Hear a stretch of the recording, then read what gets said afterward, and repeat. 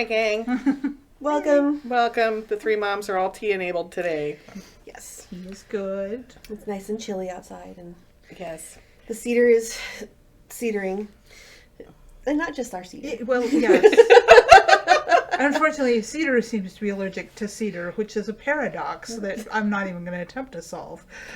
Well, we're also doing the middle of Texas barometer drop, which for those of us who are not originally from here, it's like suddenly we become weather vanes. Yes, parts that I didn't realize hurt. Which is, I never thought I'd be one of those old people that stood around and talked about what hurt today. Right. You know? It's like, well, my back hurts, so we're going through this, but my hands hurt, so we're doing this. I'm like... And when my big toe wakes me up in the middle of the night, oh, there must be a storm coming. So, and I really, I kid the guys about it all the time, but we do the same damn thing, so. We do. There's a reason that the weather has been one of those topics, and it's not just that we used to be an agrarian society and farmers are obsessed with the weather for obvious reasons. The weather, drives so much from when it's not sunny out, I find my mood goes blue. And then I turn on the happy lamp on my desk, so I have some sunshine-ish. When discussing, when you're God, my brain is not doing this today. Right? See? Here we are. It is Monday. You will see this on a Wednesday, but we are recording on a Monday. Right. So that it's been Monday all goddamn day. And, Anyway. I'm getting ready to travel for a week and a half, and we're looking at cons for the next 3 months, and it's just going to be busy. But when your food and your supplies are based on what's immediately available, and a bad summer means everyone dies, right? Not me, honey. I got extra.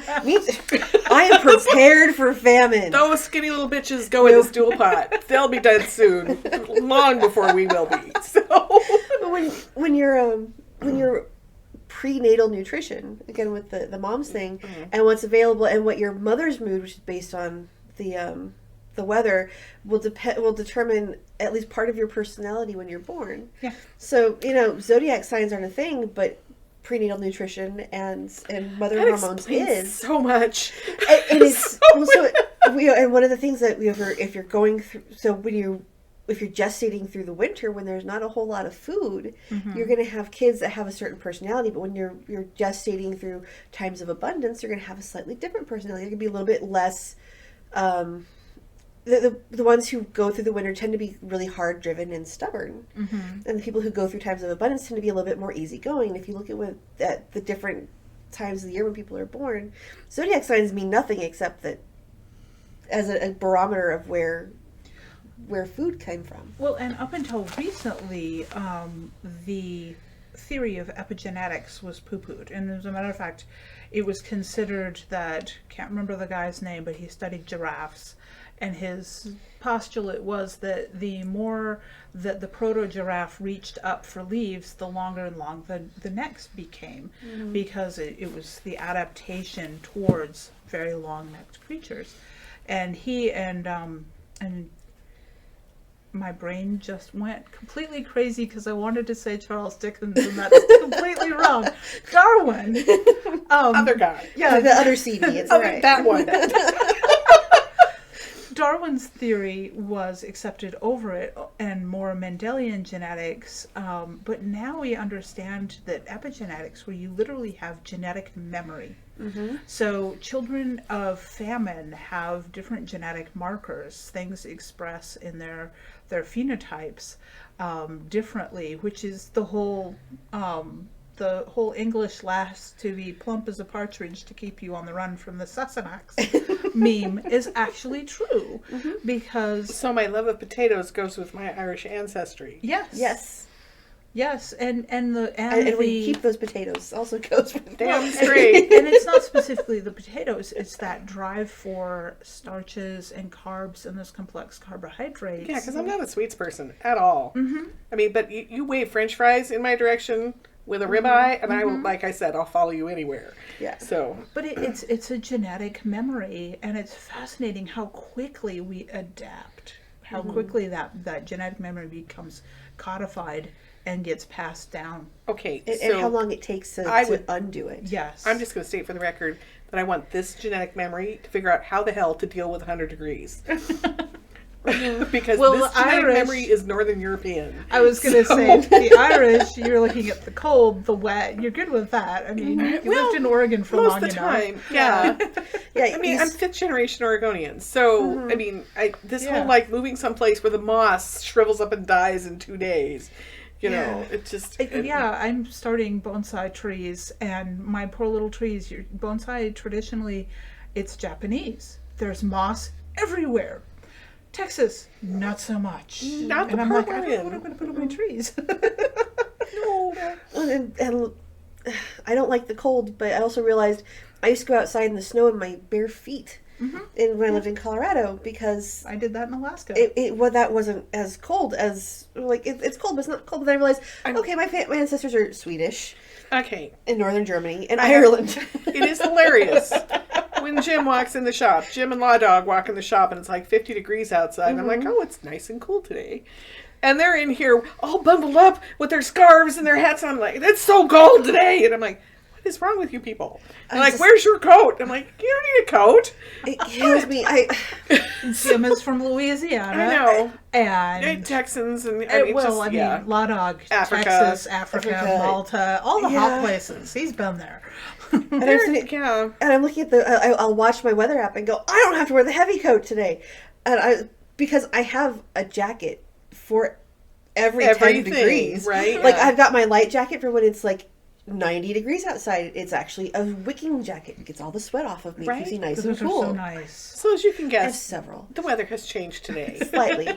It was sunny yesterday for Hand Egg Festival, of which, rituals are what they are. And the fertility ritual for them. And today is kind of cloudy and gray. Yes. Which is affecting me more than it used to. So maybe I'm just old and crankier, which I could definitely account for it. But no, you're getting acclimated to the sunshine. I find the sunshine here oppressively cheerful.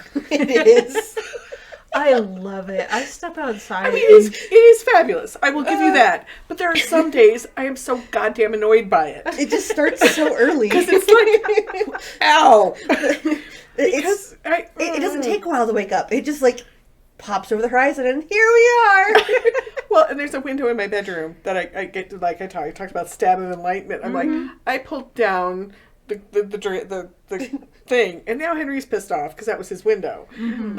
But I'm like, find a different window. This is better. But the whole stab of enlightenment thing does not need to happen at 7:30 in the morning.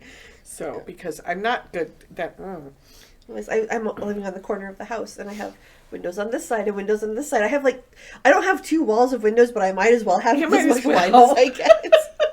And it's wonderful. It's like my alarm will go off at 9, but the sun comes been there through. For a while. Yeah, it comes through, and I'm like, okay. So it's a gentle wake up for me. And then my alarm goes off. I'm like, oh, there we are. But I do like the sunshine. So now that the girls have talked about the weather, yes. Well, during the Hand Egg Festival, I was sitting there writing.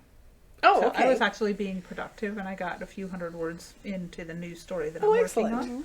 So, yeah, we'll see where that goes, because I'm still at that stage where I'm like going to write things that I don't know enough about, and I'm going to have to go back and research later, because if I research in the middle of the story, I'll kill the story and stop myself. That actually makes a lot of sense.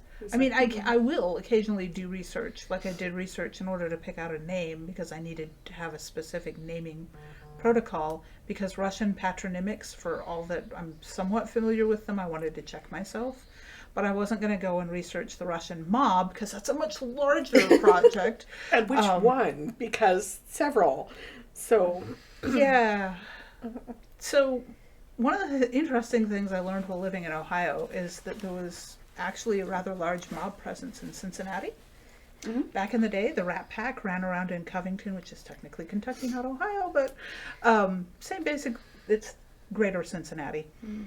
And so this story is actually set in Columbus, Ohio, because my main character thought there wasn't going to be any mob presence there. Surprise! And I'm derailing the conversation somewhat to talk about this, because it's part of the whole creative process is knowing when to just carry on and do what's in your head, and when to stop and just actually take the time to do the research, so you don't have to rewrite too much. And it's an interesting balance of, if I know what I'm doing with the project, I'll do a ton of research and then go into it. But I'm often ambushed by ideas. That's a phrase I hear a lot in my vast collection of authors. Is that I can't count how many times one of you in my little zoo has I know nothing about this. We didn't do has this at 10 wandered o'clock up and last said, night. I really have to finish this novel, but God damn it, in the middle of the night, this story popped up and will not let go. I'm like, yeah, I know. It's okay. This happens all the time. It's like, I don't, it's so annoying. And I'm like, yeah, I know. It's really, and they're like, how do you know? It's like, because I've only heard it 300 times before. So. And you're also a creative. Yes, I am. Not the same way, but... Well, no, but I do get ambushed by things. I mean, it's interesting to me how working on a particular creative process will spark something else. Like I was working away, weirdly enough, on a duvet cover, and happened to look up at a particular moment and spotted a piece of fabric across the room. Whereupon the fabric reached across the room, grabbed me by the throat, and told me what it had to be. Your eyes met, and then it became... And our eyes met. And I've had that moment too, which is really quite lovely. But and it was, I had to put down what I was doing because it would not allow any other space in my head to do anything else. Yeah. So it just had to get out. And there's times when I'll be being sparky about, like, okay, I'm thinking about this thing, and if we can do this, then we can do this, and we can do this, and we can do this. I'm like, oh, and I kind of want to do this. Like the Three Moms story. Yeah, you were awake, until 7 a.m. the other night? Because you Three Moms story. Oh, by the way, you should know, Courtney's actually going to be writing a story about the Three Moms of the Apocalypse. Couple stories about Couple Three Moms. stories and probably a world. Yeah. That's the other part, is I get to hear about all the stories before they come out. So, and she gets to hear them as they're the proto stories and read them as they're done, and it's sometimes there's no relation, and sometimes that went away I totally wasn't expecting. yeah, that's normal. But having the three, like, I have 8 or 9 different story ideas for the Three Moms of the Apocalypse, in different places, different worlds, different times, different timelines even, and they're going to be illustrated because they have to be, I think so. with some of what we're doing. So all of the scenes in our intro, the intro video, those all have their own stories to go with them. Yeah. And you'll notice there's the superheroes, there's the steampunk girls, and then there's the modern And steampunk moms. girls that they were going to do in real life here pretty soon at SteamCon. So yes, that's going to be fun. We're Yes. coordinating outfits, so that'll be a lot of fun. yes, that should be entertaining. But it is true. The creative process, I think, is similar no matter what you do. Right. That every now and then something just clicks and there's no getting away from it. And when you train yourself to think creatively, you start looking for those things. Yeah. And I've had it happen where I have had a painting ambush me, and it's not a painting I can execute because I don't yet have the skills Oh, I hate that. to do it. And it's one of those But I things love it all at the that, same time. Yeah. that even with using the AI now to accelerate some of my art skills in directions, it would have taken me years to acquire the ability to do the digital paintings, where I can get MidJourney to give it to me in a few hours' work. It's not the work of moments, because... Well, you have to tweak and learn and Right. figure it out. And Right. And you've put in a lot of work on yeah, learning you some of have. that. But what I want, the image that I have in my head, and I have the image in my head, it's just going to be a matter of getting it onto paper, is going to require probably oils, and I mean, I might be able to get away with acrylics, but probably oils, and I've never painted with oils. I love painting with oils. I'm terrible at it, but I love it, and so I have a whole bunch of them.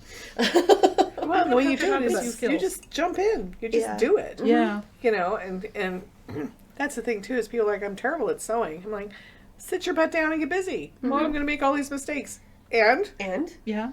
And you learn something, and then you Yeah. do So- something else and you make a different mistake. yeah. I and- started sewing because I had to, because we were doing reenacting, and Mm-hmm. you couldn't just go out and buy. Yeah, well, no. you can now, but you couldn't then. Yeah, no.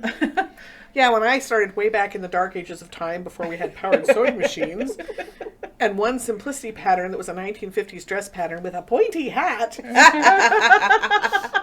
which, by the way, I still have. Before we had all of those things up there, all of my costume books and research library. Yeah, I mean, you don't have it. You just go. Right, and I learned how to make patterns because the only book that we really had was Tidings from the 18th century. And she's got patterns in there, but they're not like full scale, so No. I had to learn how to scale up and You just jump in and go. Yeah. Well, You know. and I learned how to sew as a kid. Don't go on the good fabric though. No, don't practice on the and good that was the fabric. other Don't thing practice on too the to fabric. learn is you practice on the cheap stuff that you can get Yes. on Yeah. deep clearance that's wild patterns. And Don't use mom's Yeah. bed sheets. She gets angry It's- about that. I So always say I learned how to sew out of self-defense because I was such an odd size as a teenager that they didn't make clothes appropriate for my age in my size. It was, we still have this problem we still today, have this but problem. that's a completely different and part rant of it's, for a whole different podcast. It doesn't fit my personality anymore, although I can find more of it now. Yeah, you can. But for the longest time, it was like, so I was basically a bodybuilder in high school, and finding anything that wasn't sized for a size 4 or designed for a size 4, and then built up, Scaled incorrectly. yeah. and and nothing ever fit properly. And the stuff that was built that worked for my body size measurements. Was for women who are in their 60s and 70s who do We not all have wear moo-moos, don't we? But I mean, creative Yeah. process does But it creates yeah. interesting moments. And So this is something that's interesting because before we started, you had talked about imposter syndrome. oh yeah. And I think that one of the things, because I know all three of us have dealt with it Oh, of course we a have. lot. And this is actually one of the reasons why, is because we have learned these things not for the purpose of acquiring knowledge and skill in the usual way that we perceive people that are experts to have, you've gone to school and you've got these credentials and everything. No, we have taught ourselves so many skills perforce because we had to. Self-defense. And I think Yeah. that out of that we have an insecurity about them, and that That's an interesting that goes observation. into the imposter syndrome that you had brought up. And I know that was part of you were watching. Oh yeah, so fabulous thing I posted in North Texas Troublemakers today. Casey Azell did an interview with Katie Cross, who is truly a phenomenal author. Oh, she's amazing. She has an entire world where she publishes a book a month, first Friday of every month, and she writes 10,000 words a day. And Wow. but the point is, She talked about her process to get there. she talked about training herself to get to that point, and the fact that she's a very driven, very out there, very sparky, very intelligent, very intense woman I in a love lot of her ways. energy. Yeah, she's got great energy. I was on some panels with her and Casey at both of which who are fabulous women at MarsCon, and something that Katie talked about on her Facebook page is being told all the time, you're too much, you have to tone down. You can't, women aren't supposed to be loud. You're not supposed to be energetic. You're not supposed to be over the top. You're not supposed to be driven the way she is. And people will be intimidated. They won't like you. You have to step back. You can't be all that you are. And I was like, wow, this sounds like a fabulous book that I gave to my daughter when she was going into middle school, which is Reviving Ophelia, which if you have a 12-year-old girl, get the book about how we are taught that we have to pull ourselves in. And she talks about it on the live stream with Casey about how, and she's like, because she was afraid as a guest of honor to go out there and say, yeah, I do 10,000 words a day. And everyone was like, oh my God, you're so, and she's like, she's had to train herself into saying, yeah, it is pretty cool, isn't it? And just owning that part of herself because Yeah. she's earned it. Yes. And it should be celebrated, but it should not be compared to. No, because that that kind of production is not for everybody. Well, and it's yeah. and it's hard to do. And you have to frame your life to do that, Yeah. which she Yeah. has done. Right. Yeah. But she also suffers from imposter syndrome all the time. Yeah. Which is, I think, if you're a highly creative person, that we end up in that space of somebody's going to figure out, I don't really know what the hell I'm doing. I mean, I had someone ask me because I realized I was uncomfortable at some of the ways I had been introduced to people. And I'm like, okay, so let's figure out a different way to do this. He's like, well, what have you done that's concrete that you're proud of? And I'm like, I actually can't think of anything. see, and this is why we're also taught as imposters, we cannot celebrate our wins. Right. And I used to do a weekly post of, this is what I did that was awesome. And I stopped doing it a while ago. It's because my life got, like, there was nothing. Yeah. There, I was so focused on survival mode that I couldn't identify a win. And because it used to be, I only did 5,000 words today, but you know what, I'm good. But at that point it was, I only did 5,000 words today. I only did. Right. And now some days it's like I managed 500 words. I managed 5 words. Yeah. And I really need to get back to the point where, because when I was first starting it, it's like, okay, I'm tracking how many words I do per hour. I'm trying to figure out like what the best time of day is. Yeah. I need to get back to doing that because it was a good place for me to be, because I noticed the little increases in the moments that I got better. And what you're talking about with you doing your weekly post of the wins, that's akin to something I was listening to today, kind of, and that connected in my brain here, which is doing journaling is good, but journaling that's only private fails in some of its capacity to help us. So you're right, because Casey talks about that there's a Discord server for, I think, Chris Kennett, whoever, but they have a Discord. Casey has a Discord server. She has one too, but there's one. It's just for the authors. They have one channel that says celebrate your wins. Yeah, which is about post your wins, but also do not fall into the habit of looking at other people's wins as making yours invalid.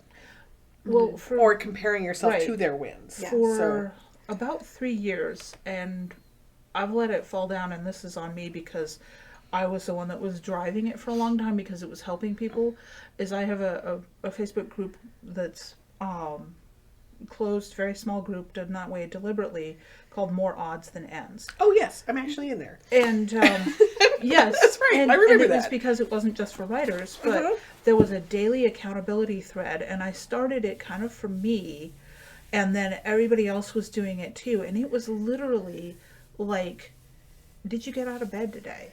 That's a win. Yeah. Because there's some people that struggled even with that, but like, somebody would, at the end of the day, they'd come in and they'd be like, I washed the dishes and I did a load of laundry and I wrote 5 words, and some days that's all you can do. Also, our phrasing about things matters. Oh, absolutely. I think the phrasing and words are remarkably powerful things. You guys should know. You use them all the time. And I have to I have to catch myself Yes. I am doing the downplay. I am tired of places that say accountability posts.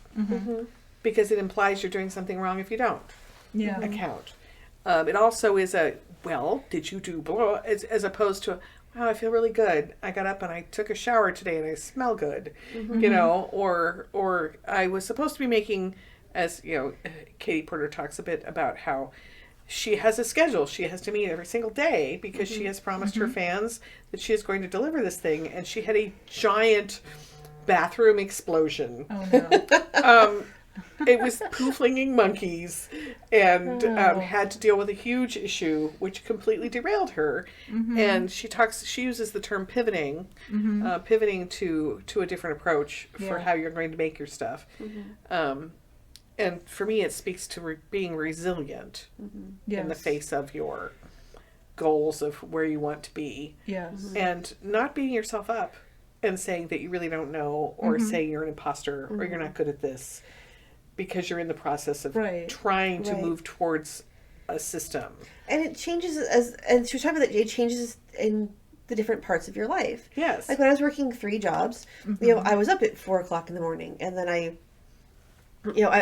usually got to bed around midnight, because that was just the nature of That's how life working was for 3 you. jobs. Yeah. You know, I went to the first job and I worked for 2 hours and I listened to a book on tape between one job to the next job, sat in my car for 15 minutes and wrote on my phone. And then I clocked in, I took my 15-minute break 2 hours later and spent 10 minutes of that 15-minute break writing on my phone. And I could do 4,000 words in a day because, by God, I was going to not have to work 3 jobs anymore. Yeah. And my goal was to get past that. And now that I'm no longer in that kind of pressure situation, I have to figure out Yeah.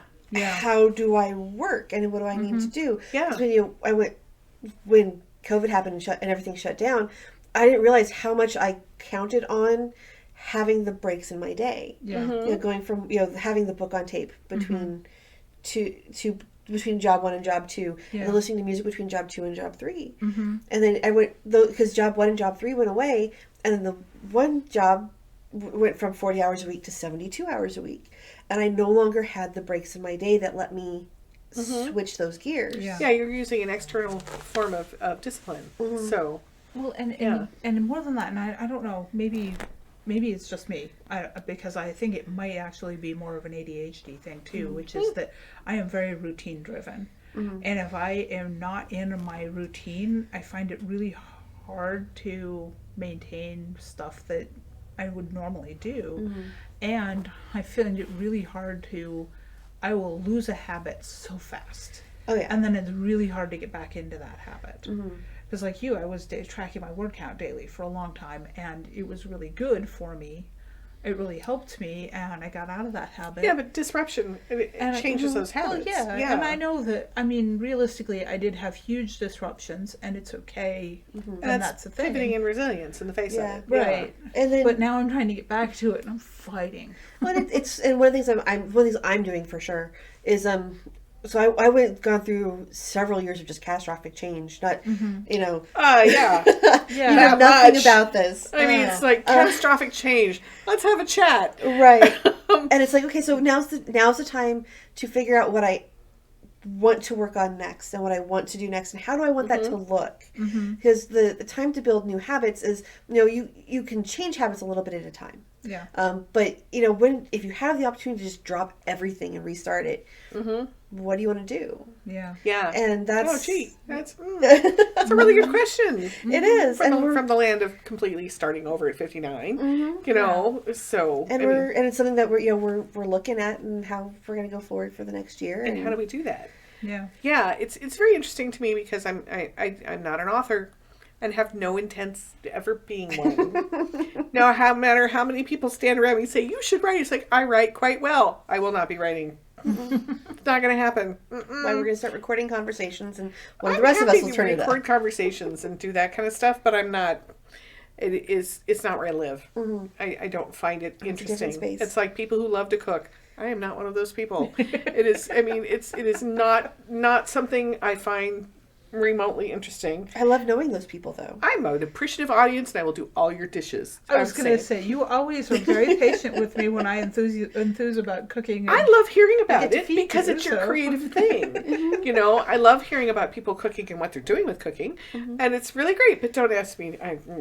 I will wash your dishes and I will eat the stuff you make. But the thing that's interesting is that you reach these points in your life where you're the thing that you do that feeds your soul, that holds your space in your head and your creative being, suddenly doesn't apply to the career you had anymore, but you still have the thing. So how do you take that thing and turn it to something else, right? Because really, as I'm now a retired costume designer, and honestly, I'm kind of done with shows. I've done over 200 shows. I've done shows of every shape, size, and budget. Oh my God. So now it's time to find something. So now the point is, I am still going to be sewing. I will still be doing things with fabric. I still am fascinated by fabric and what it can do and clothing and what it represents and stuff. But now, where does that apply? And part of it's you're making stuff for yourself. I know, right? It's only been 30 years. So I was trying to think of the last time I actually made something for myself It's been a minute. that was not SCA related. Yeah. Because the last SCA dress I made for myself was blue Italian that I made 16 years ago. Mm-hmm. And since then, I have made my gold coat that you all saw when it was standing in on a dummy. But it's also like, what now? Mm-hmm. What is the thing now? Which is something authors will find that they end up with. It's like, well, yeah, I've written all kinds of this stuff. Mm-hmm. Now what am I going to do? Yeah, I Right? wrote. I have 150 erotica stories. Not the romance I'm working on now. Not the urban fantasy that nobody remembers and nobody reads. I have 150 erotica stories, and they're actually got to a point where I'm like, I'm bored. Right? The fact that I was bored of writing about sex tells me I got burnt out. Well, Yeah. burnt out, or you got, And- if you'll pardon the terrible expression, you got in a rut, honey. I did. I really did get in a rut. You gotta switch things And up not the every right now and one. then. Mm-mm. And one of the things that was discovering, okay, yeah, I really don't like that at all. It solidified a lot of my tastes and my opinions on Oh, some there you go. things. Mm-hmm. You But learned a I lot. had, And you probably I learned did. everything you needed to learn yeah. from doing that. And then I'm like, okay, so like the last 5-6 stories I wrote, I phoned it in and I could tell. I don't think anybody else Yeah. could. You know, I But feel I that way was- about shows because Yeah. I was looking at the last show I did for Eugene Ballet, which came out beautiful. I mean, I loved the concept of the show, but I also recognized that halfway through it, I was like, I really don't want to do this. Mm-hmm. I mean, it was like, wow, this is really, I don't want to. Okay. Because the routine of it is the same. The stresses of Tech Week and all this stuff. And I hate that part. I just hate it. Yeah. I was like, oh. And you could feel the stresses coming and there wasn't enough of the joy Yeah. to override Well, it. and the learning, because I'm a rabid learner. Mm-hmm. I'm also discovering a lack of brain elasticity with this new stuff I'm trying to learn, which is mostly survival mode issues. Mm-hmm. But yeah. Mm. Yeah. So, But you need to find your joy in fabric again. oh, I already have. And I think I mean, you're- that's you're never doing gone that. away. Right. Really. It's a matter of sitting. Applying the joy and fabric to Oh, yeah. something. Yeah. Yeah, to something. So, and I'm doing that because I made another dress. So there. Good. So That's going to be so pretty. it's cute. It's done. It's actually hanging over there on the rack. So yeah, but I'm fascinated when I watched authors go through this process as well. Because, I mean, you know, it's suddenly you get tired of writing erotica and you're bored. Right. Okay, now what? Right. It's like I'm spending my entire day in sex. I'm like, can I do something else? Like, I would never, ever, like, if you had told me that 10 years ago that you're going to get bored of writing this, I'd be like, oh, hell no. Like, there's Yeah. nothing that's ever going to happen that will take me away. And, you know, I got away from it for a while. And I went and learned other things. Yes. And learned how to do other stuff. And now it's, as I'm rediscovering myself, it's coming back. I have a couple of books where, like, it wasn't appropriate to put in that story. Yeah. But then there's others, like the one that I'm working on now. Bitch is back.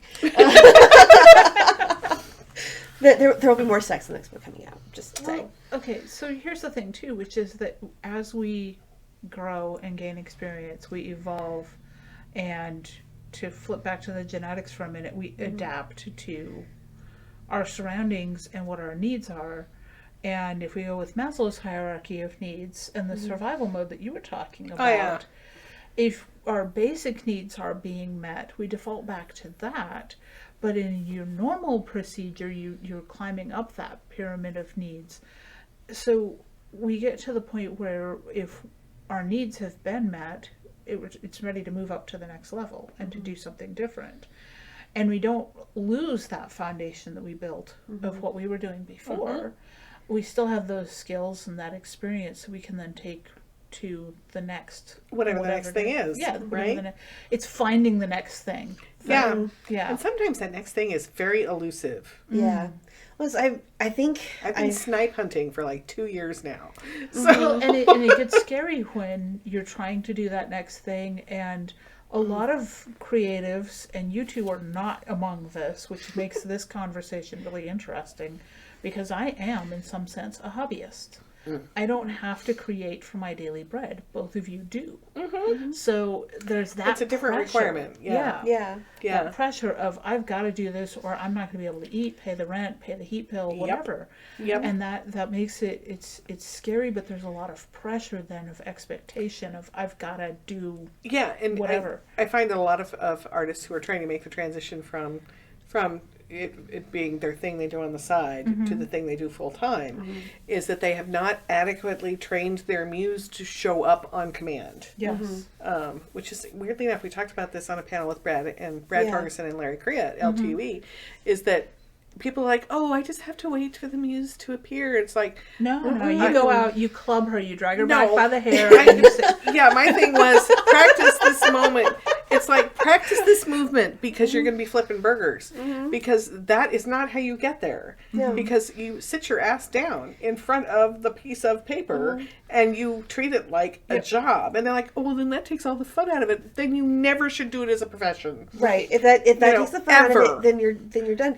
And I think one thing I learned was the working 3 jobs and trying not, and discipline for one thing. Yeah. Amazing discipline. And learning how to find joy in my job. Like I hated some of my jobs. Like if I've been called by headhunters in those industries. They're like, "Hey, are you looking for work?" I'm like, "Hell no." Oh no. Like you can't print enough money to have me come back for this. I was the best person in 6 states. Yeah. And no. And no. No. Like there isn't enough to get me to come back. Well, and that goes back to the journaling and to the daily threads, which, by the way, I don't know if you ever noticed it, but they shifted very quickly off being accountability threads into just being let's talk about our day threads. Yeah, they which did. was good because It was good. some people need that because They need to check here's in. the thing is we've all got to be able to find the beauty in where we are and what we're doing. Yep. And I do that sometimes as a photographer, and I've gotten away from doing the photography a lot this Because last you're not year or hiking two. a lot, so. I'm not hiking, but And you did a lot but of I that when you have were to. walking, so. I have to be able to walk out of your shop here and find something beautiful, even in what's Well, basically it's very often it's an amazing sunset. Oh yes, usually It's it's an some amazing rockin' sunset. sunsets here, so. But there's, I'm watching a train go by across there, and I have seen some incredible graffiti art on train cars. Yeah. It's like a not moving art today. show. It is. Yeah, it's Not terrific. today. It's all kind of blah out there, but these things exist, and we have to find Yeah, just them. the weather. And in order to find them, you have to be looking for them. So you have to be looking for your successes. Yes. You know, You have to find which the is something that opportunities. is imposter syndrome tends to help, gets in the way of. You know, it's like, I don't know what the hell I'm doing. So you don't see what you may have done is really pretty damned incredible. Yeah. You know, because so often we let, well, so-and-so's doing that. Katie Cross is doing 10,000 words a day and I only did 2. You know, I'm just like, but you can't do that. No. Right. You know, as an artist, the only person you can really compare yourself to as a Is creative you were. is you the day before. Yeah. And even in that, Yeah. I had a conversation with an artist about a year ago now, and I was talking about how much better I had gotten from where I had started, and he's like, don't put it like that. Because then the people that supported you and bought your stuff 8 years ago are going to feel bad because, well, she doesn't think that was good, and I liked it and enough that I paid money for it. Yeah. And versus, he's like, instead of saying that, say I have evolved. And that's part of the whole thing of growth. Yeah. Where we weren't bad. You were so funny when we were doing the little, we were getting all your books out to take to the convention. And this woman's like, oh my God, that's my first book. And just gets put it over there. And I'm like, put it in the box. It's going. Guess what we sold? People who were so excited to find her first book. So thrilled that they could find that Because I don't usually take it out in public. one. And you know what? Other people like it. You may be uncomfortable with it because you've recognized that your skills have evolved since then. But the story was still good. Yeah. So, There's a book coming out tomorrow. So by the time this episode comes out, it'll have been out for a week or so. yeah. But the PTSD anthology, But Not Broken, will have 2 of my stories in it. Excellent. Through circumstances beyond everyone's control, one of the stories that was supposed to be in the book isn't going to be. So I am going to bracket a pair of stories into the anthology. One was written about 10 years ago. And going back to reread it in preparation for, I'm going to put it into this because its sequel, the story that I just wrote, will be in it as well. And both of them deal with CPTSD. They deal with a lot of trauma and deeply complex and broken people, which is what the anthology is about. But in going back and rereading 10 years ago versus now, my writing has changed a lot, but on the other hand, that 10-year-old story is still potent and powerful. There you go. And without realizing what I was doing, the second story that I wrote is... So the first story deals with a woman who is mute through psychological trauma. She can't speak. She has literally chosen to give up her voice because speaking is an act of rebellion against what was being done to her. Mm-hmm. So, and in the second book, and I was thinking I was doing it wrong because I hadn't gone back and revisited that. So I was thinking I'm writing this wrong because it's all dialogue. It's all her talking to the other people in her life. And I usually write action. Mm-hmm. And then I went back and I looked at it and I'm like, holy crap, I've done... It is action. Yeah. It is action. It is completely action. Mm-hmm. So it's one of those things of... We don't always fully realize what we're doing until suddenly we go back and we look, and we weren't bad back then. We were just... Yeah. I mean, it used some polishing and it got it, and...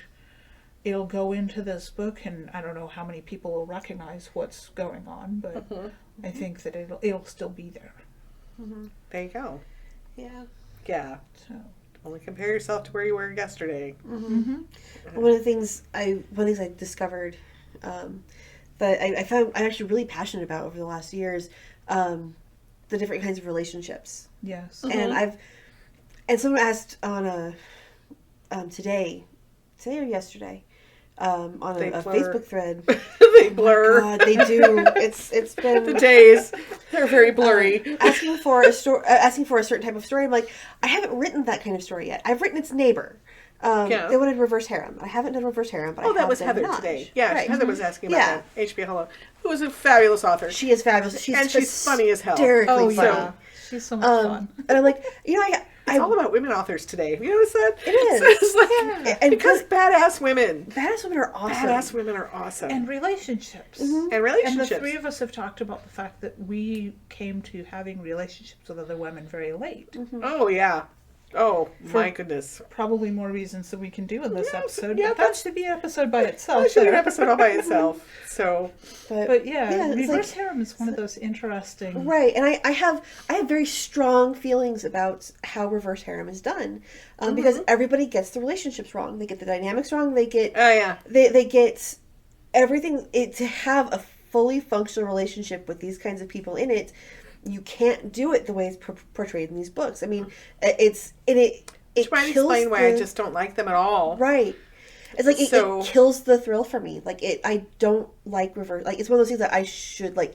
People feel like you should really like this. I'm like, I don't. I don't. Because they get the relationships wrong. And I wrote several menage books that worked, but weren't quite where I wanted to go. So you're still with it. exploring. So I'm still exploring it. And like that might be the next step I take, is doing it right. Yeah.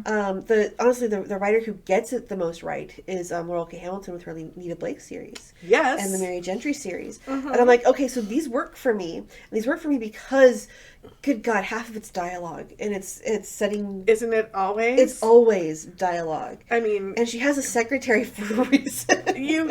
Google calendars are a thing. Right? When you're trying to keep track of that much stuff. So but it's one of those things like, okay, I think this might be the next evolution of where I go. Where you're going. Because... actually, I think that would be you'd be so good at that. It needs to be done right. And I have gone on some kind of epic rants. Yeah, you have.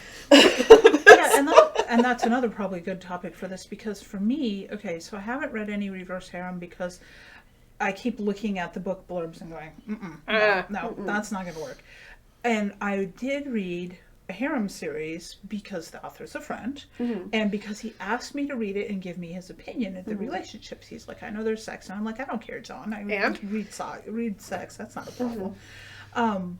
And in reading, so these are the Jan Strivant books, the Valens series that I've been reading, and I'm actually really enjoying them. But I'm finding I'm just like eliding through the sex scenes. It's just like, okay, we're gonna skip ahead and skip ahead. it's very rare. But the characters and the way he's doing the relationships and everything, he set it up in such a way and built his world in such a way that it works, and I'm enjoying it, which is not my usual reaction to these situations. Usually I will wall the book very quickly into it because I'm like, this is not going to work. Yeah. So. Well, it speaks to the author's lack of knowledge. A lot of them is it's like, Yeah. how much would you? Yeah. So. It's like you don't know the kind of people who would be in this kind of relationship. You don't know the kind of people that you're trying to portray. Or it's very average people trying to portray very smart people. Well, and it's And also very- there's a Sorry. it's a lack of imagination. Yeah. You know, I mean that's something. It's like, can you extrapolate a person and their personality that would have to exist for this to work that way? You know, And so, I object to being told you can only write what you know. yeah. Yeah. I Because don't it like is- that. I don't think that's No, true. I think it's a matter of being creative Right. enough to sit Right. and sit with the idea and work through okay, would this really work if it was that? Right. And to think through the process. That's where the creative process needs to come in. It isn't, and it's not, even if you've never had sex in your life, if you're a good creative, you can sit down and work through how to make that work. Yes. Right? Yes. So it does require It feels lazy. firm understanding of human nature. yes. Yes. And that's Or at where least I a think study of human nature. and that's where I think a lot of you have to study something to understand it. I Right, think. exactly. And that's where I think a lot of these authors fall down on it. And I went through a streak of exploring some of the authors that were doing like the science fiction romance and stuff, because I'd read yours and I enjoyed it, and I'm like, heck, if these are good, then maybe there's some other ones out there that I'll like too. And we've had that conversation, but a lot of them I'd get so far into it and I'd be like, nope, this is not gonna work. Yeah. Not the way that it's set up, not in this world, not this, because this author doesn't understand how humans work. And if you're writing an alien, there's only so far you can get away with that, because even your aliens have to be relatable. They have to be relatable enough to a human that the human could actually have a relationship with them. Yes. Yes. And they Yes. have to be able to connect on some kind of level, which is why there's some books where I'm like, nope. Like I made the mistake of giving a list, and I listed series names and forgot to look how many books were in them. Oops. So I gave a recommended reading list to Dorothy. That was a couple hundred books long. Oh. Well then. And she got through about half of them and realized this is not what I'm writing. And I'm like, no, I could have told you that's not what you're writing, but I'm glad you explored it. She went and learned. But she went and learned a thing, and I think I've given you a similar list of like, if you like this, then you'll like this. If you like this, then you'll like this. And if you don't like this, stay away from like this whole section. That of whole thing genre. over there, don't go there. Yeah. Because I've met some of the other sci-fi romance authors where I'm like, I love them as people. But not their stuff. I can't read every. They person's stuff appeal either. to a different audience. They do, and there's obviously enough that this opening trope works. Yes. And I'm very happy that they have a whole bunch of stuff out there. But part of why I started writing what I did was I couldn't find anything that worked for me. There you go. Yeah. And that's a trigger for a lot of people starting writing. And speaking of tropes and relationships that make me want to. And this was just in a book blurb Consternation yesterday. on the part of Cedar. I like this. Well, Okay. this was in a book blurb. So there was a joke in the Discord channel about has anyone written bison shifter romance because of the Fluffy Yeet Cow anthologies. Fluffy Eat Cows have gone so many bad directions. I've gotten some memes. Thank you very much. It's just like, oh my god. I am enjoying the heck out of it. I know it's poor Ian's disconcerted to say the least. I just like one story about don't mess with the Fluffy Eat Cows, and now look where we are. So the question was raised, and somebody said, I don't think I'm brave enough to go look. And somebody else, I was like, she was very, very brave. And she said, no, I'm just curious about the weirdest things. So there are evidently at least 2 titles on Amazon of bison shifter romance. one of them had a word in the blurb that made me want to reach through the screen and choke the author. Because I do not like the word and the implication and the relationship behind the word twink. Oh. Because that implies things that are just no bueno, very bad, No. sick. We're not going there. No. And part of that's Not my okay. past as far as what will trigger me. But that whole thing of, okay, we're writing romance so we can do these harems and have this in there. And I'm like, no. I have no also- objection to there being gay Okay. harem romance, but not with that word in there. And that's okay. And there's an audience. Great. All more power to them. But for me, it's like, oh, okay. It's like, it's just boring. It's boring. We've reduced people down to a word, and that word implies all this other stuff. Yeah. And it's But- like, Yeah. It's lazy, and it feels very Yeah. lazy. Well, stereotypes and using tropes can be very powerful. Yes, it can. But at the you have to same be time. aware of what you're implying when Yeah. you do those things. Yes. And Yeah, because that one's not a good, healthy implication right there. Although I will say that there's, in the weird, like, there's been weird shifter stuff out there forever. Oh, yes. well, For a very long time. Long time. Well, one of the it's hilarious. one of the ones so. I always come back to is because one of my first erotic I wrote was for the halibut. It was a salmon shifter who fell. No, it was a halibut shifter who fell in love with a salmon. No, it is very weird and very bad. And I knew this in the first place, but it was.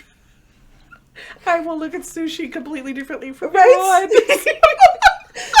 It was. I should write a game, a stupid game A cutting shifter story. Yes. and I called it For the Halibut because Uh-huh. it made me giggle. And then I'm like, I have to actually write the story. And the reason I did that one was because someone in the erotica group I was in, we were doing a weekly challenge. You started on Friday morning and you had to have it published by the end of the day Sunday. Right? Like Okay.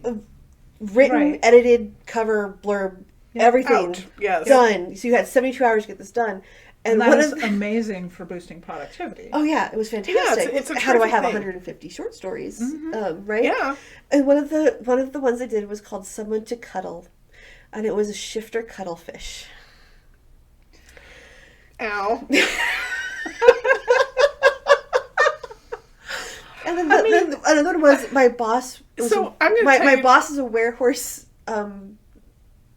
vacuum salesman, and through some weird tragic accident in the lab, the werehorse was combined with the vacuum cleaner, so it became like Doc Ock, but with tentacles that suck.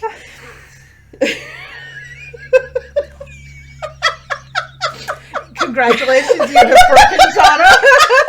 You need to get more sleep. That was not mine. They posted it. I'm like, that is the stupidest, wonderful thing ever. I have so much really bad erotica on my phone because we're like, well, you have 72 hours to write this. Get it done.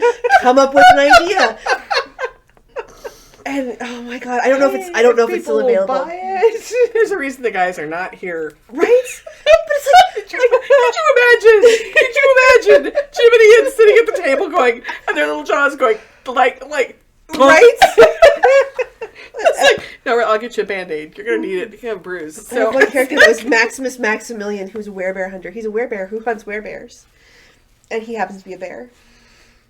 so he's self-hating? No, there was a tragic camping accident where he was turned into a werebear and he's a billionaire. But the funny thing is, we started. Tragic accidents are responsible for some of the worst pros on the planet. So I had 72 hours. This was the plot I was given. I'm like, are you serious? Fuck it, let's do it. Okay. But you did. You But did you it. did it anyway. I did it. See, now that's true discipline. That is true discipline. You work with what you're given. Pretty much. It's like I And was boy, given, I can tell you about some shows that of working with what you're given, honey. Uh-huh. So, it's like, we have to put this person into this role. That does not work. All right, let's do it. right. I'm supposed to take this tenor, who's the size of a house, and convince people no. He's a live 14-year-old boy. Well, he's not only that, but he's a tango dancer. Okay. Okay, let's do it. They don't make dance pants in the. Anyway. All right. But the wonderful thing about But I did this the work. is that we were talking about this in the last episode about laughter and sex and how they go Oh my together, God, like you're peanut not butter kidding. and jelly, or even better, Nutella and peanut butter.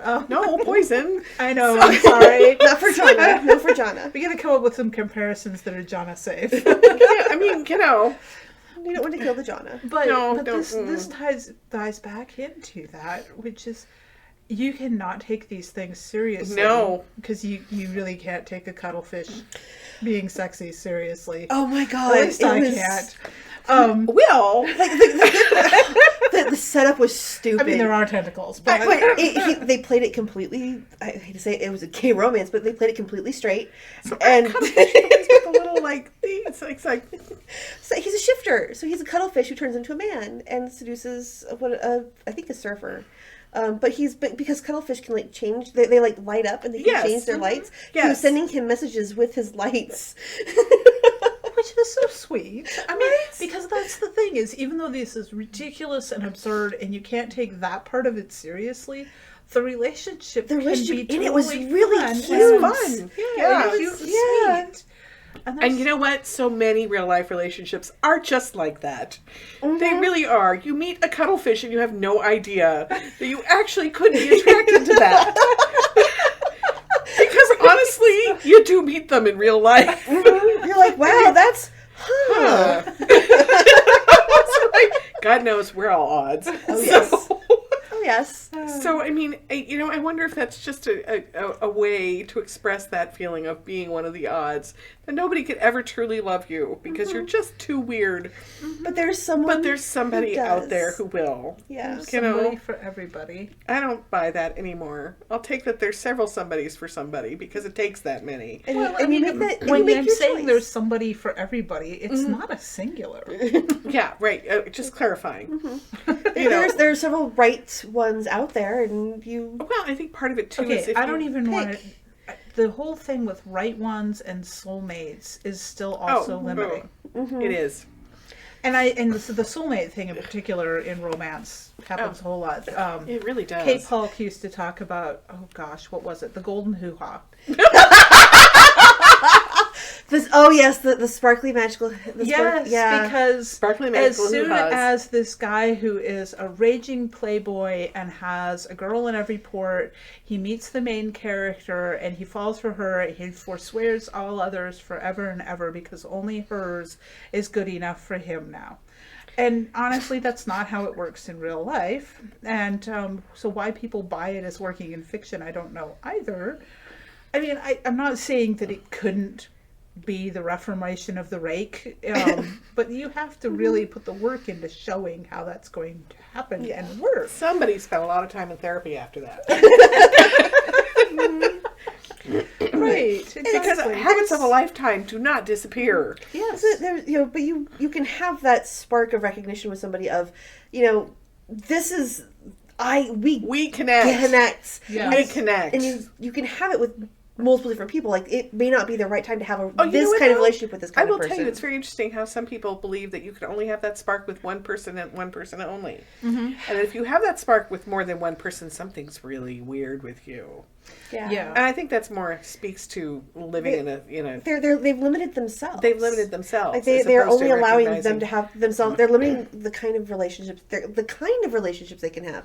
Like how many? and they may do that by choice, Right. Because Well, that really is what how works many for them. friends do you have that you would say, and there's no sexual connection there, but if this person was not in my life, I would be missing Oh yeah, Yeah. huge Yeah. You'd parts be of poor Absolutely. for Yeah. not having that person in your life. absolutely. Well, and the other thing too is that I have seen it cause people to live very lonely lives or make choices they really shouldn't in their life partner Yeah. because they were like, oh, I need to find my one and only, instead of putting the work into creating a relationship from the raw materials. People become the one and only when you make the choice to make them that person. Yes. They don't magically appear, No. and get your shoe and bring it home to you. Yeah. That is not how that happens. You make the choice that this person has enough of the qualities that you can be the one for Right. each other. And if But you you'd have to do the work. Right. And if you limit yourself, like, okay, so Sparkle Goth.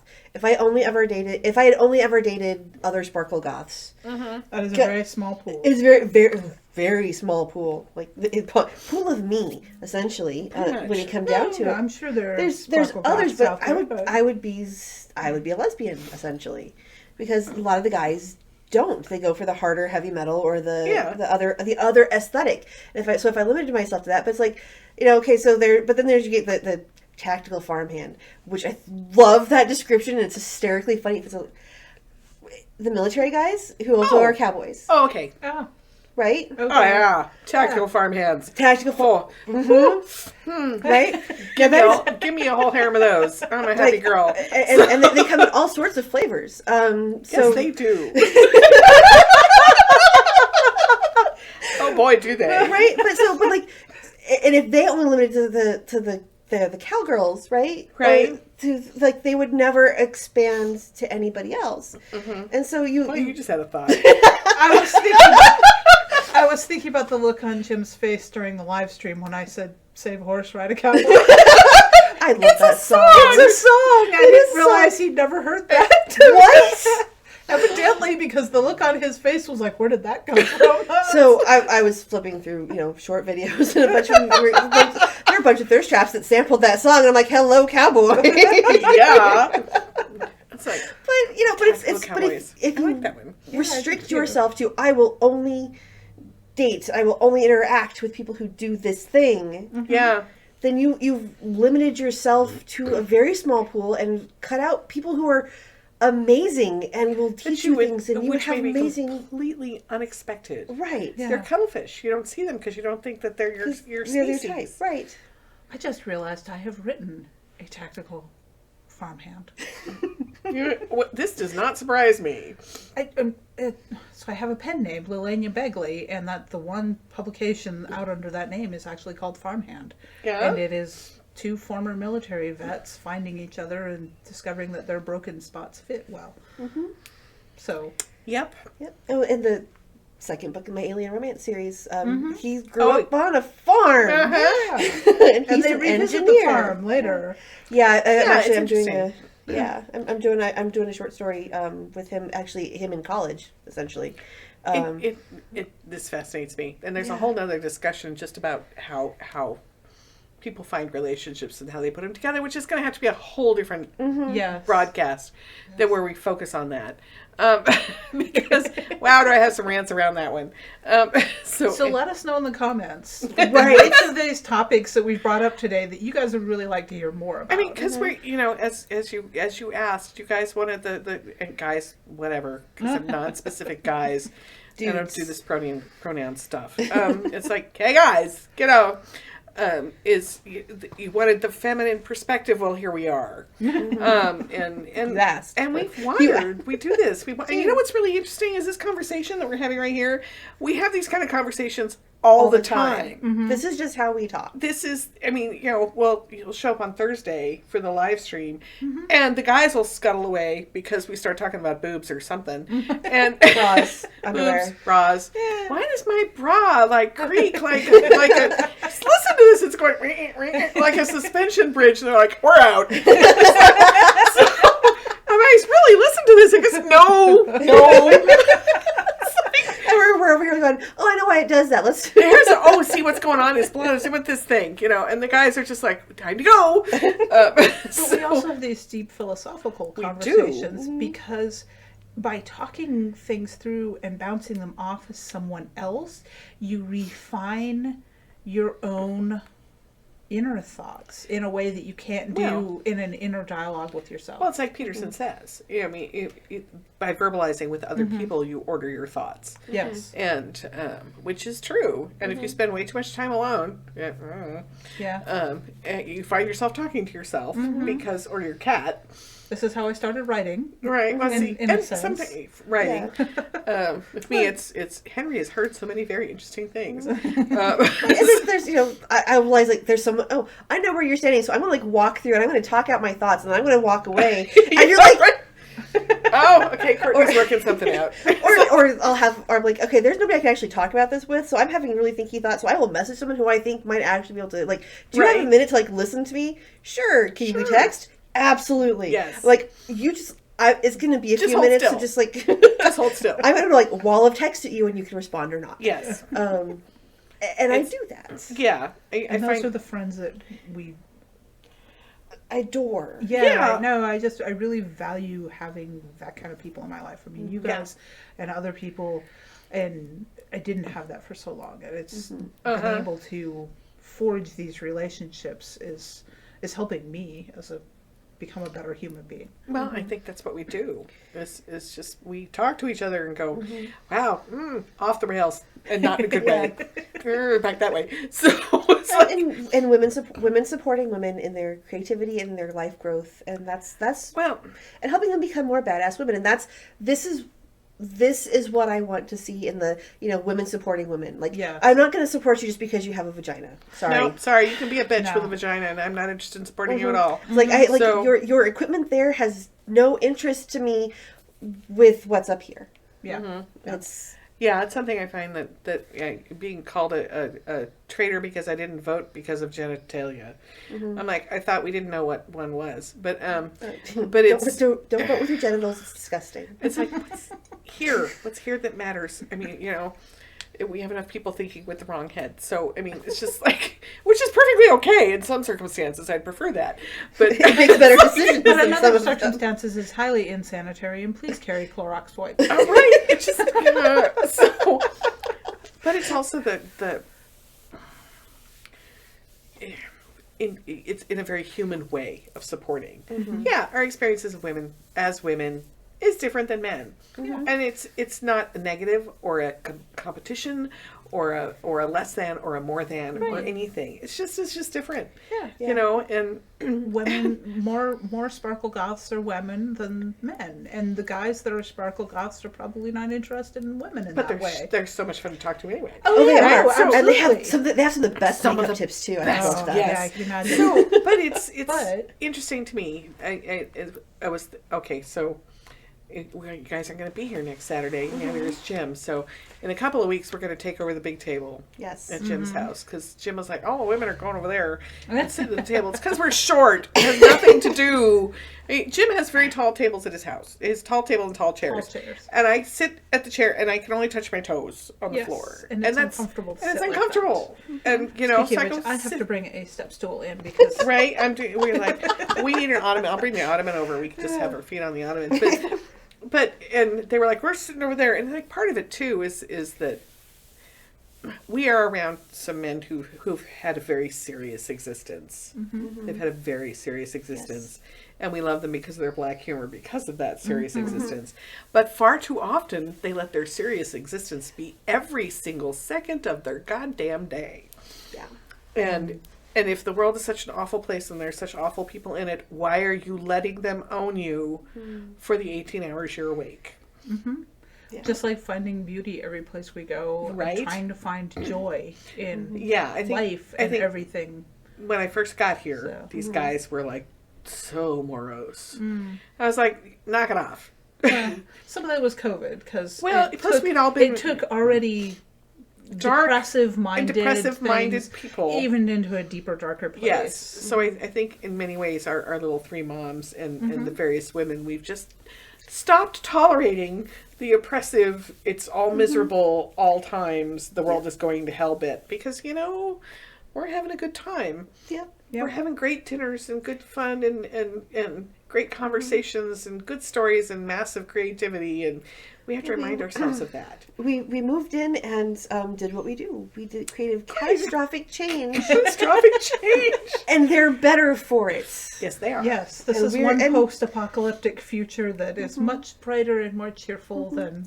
Yes. And I think we're better for it because we have it's better. The impetus to do that. Well, in seeing a problem and solving it, we became part of the better and the part of the I mean, because I know oriented people, right? And for me, I mean, because I have a tendency to want to slide down into the gloom, and so in knowing that I can't let others around me also slip down like that, I'm reminded that I myself have got to fix me before I can help with them.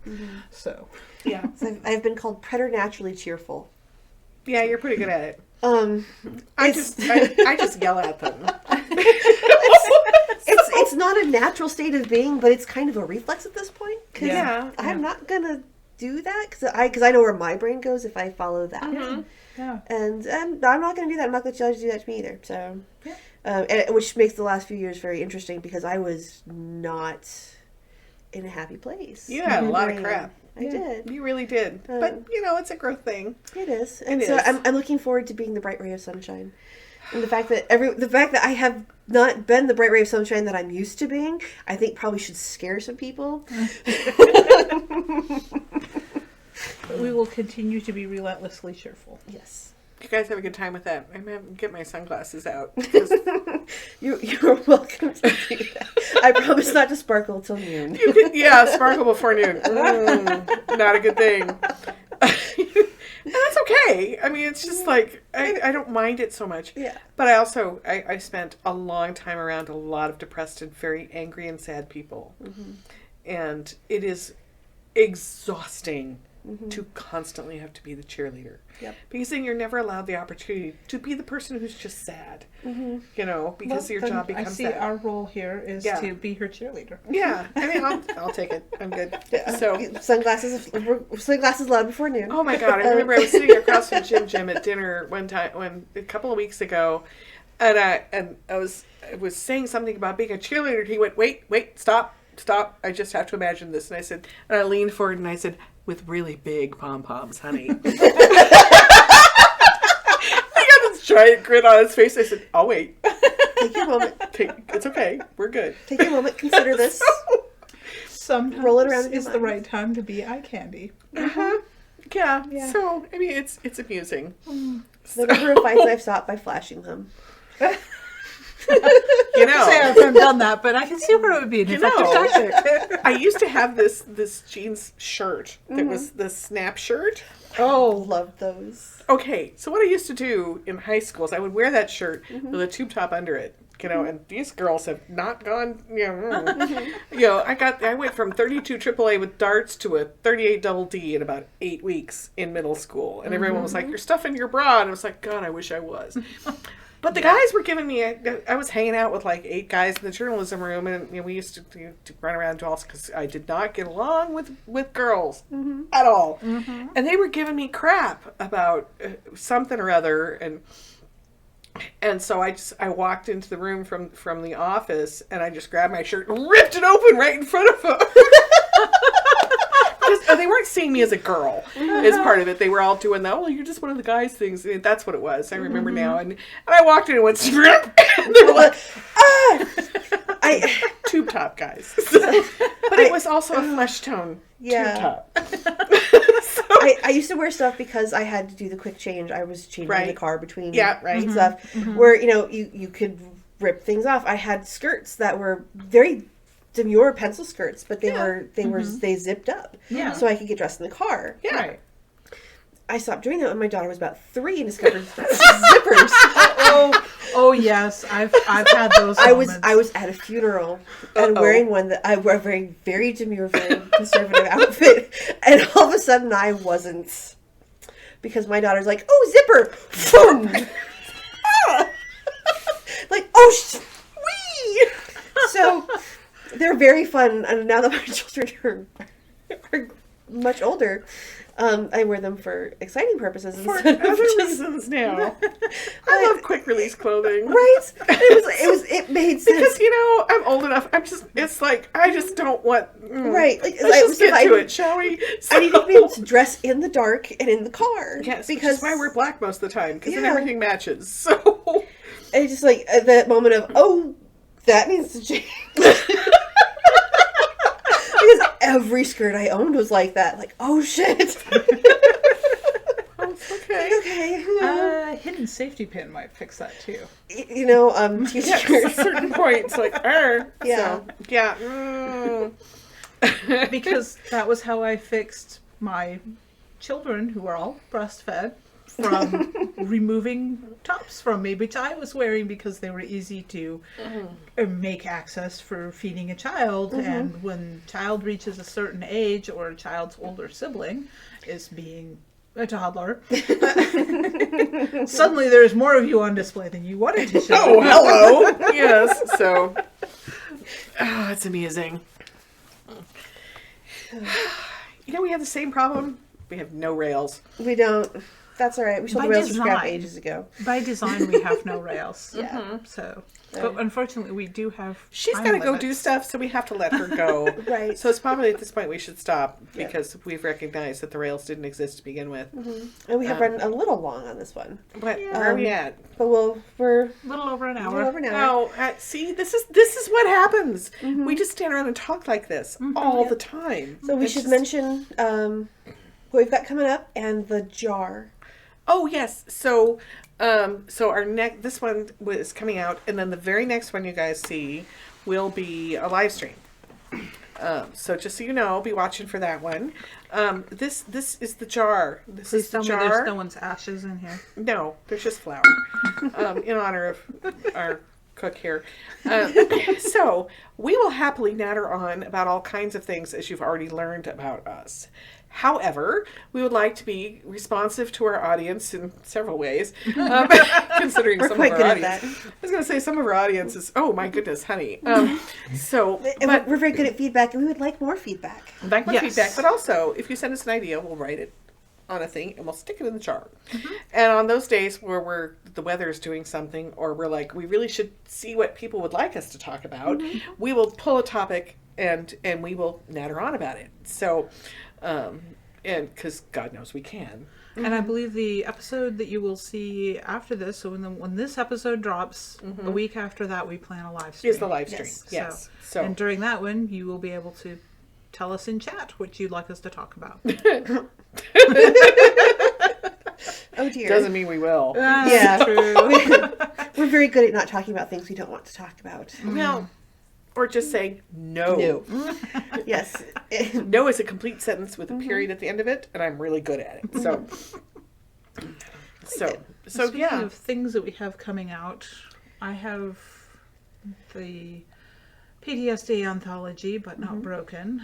Which should be live by the time this goes Yes. live. So we'll Yes, have it a will be out when live- it's it will be time for live. that. But guys, time. we'll also be talking about it on the Live live stream. stream Yeah. too. So Postcards from Mars should be out shortly. Yes. Finalizing details on that. yes, And actually, when this drops, we should have the Space Cowboys anthology out. Yes. as oh well. excellent. So, good. Yeah, so we've got stuff coming up. We'll put all the links in the description for the show. We are also launching this as a podcast. Yes. So anywhere you find podcasts, we're putting it up through Anchor FM. You should be able to find us there. Yes, we don't recommend driving down the road and listening to it though, because The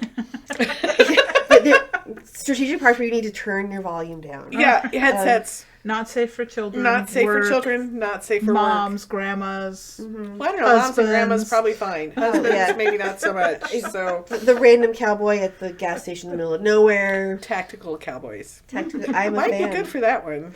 I saw a tactical cowboy. I'll tell you that story. Oh man, was he pretty? He was at the gas station down the road. Made my day. I'll say I am a fan. I have liked Texas. Yeah. Oh, me too. Men in hats. Men in hats. And not much else. And not much else. I think we should stop there. Yes, I think so. Thank you for joining us. We'll see you next time at the live stream. So, See ya. bye.